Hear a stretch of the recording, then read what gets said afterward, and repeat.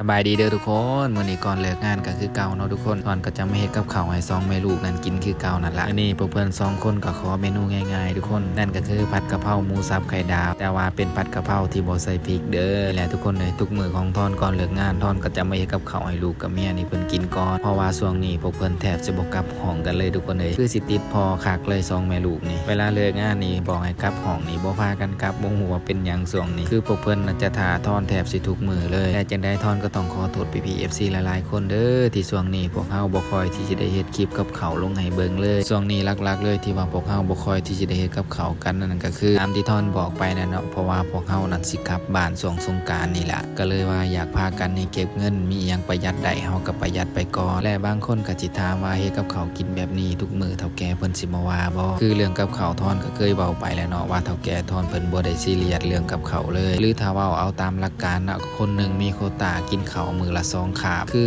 หลักๆทอนน่ะจะกินคาบเช้าทอนมันจะซื้อกับข้าวมากินเองและโตทอนน่ะเบิดมื้อน่ะแทบสิบ่ได้กินข้าวเลยทุกคนในแต่ละมื้อคือกินคาบเช้าคาบเดียวก็คือจบเลยทอนก็สามารถเอาโควตาของทอนเนี่ยมาเฮ็ดกับข้าวให้ลูกกับเมียนี่กินได้แต่ก็จังได๋ก็ตามเนาะเนาะเรื่องกับข้าวแม่นเฒ่าแก่ทอนเพิ่นนี่บ่ได้ว่าเลยขอแค่กินได้ก็พอ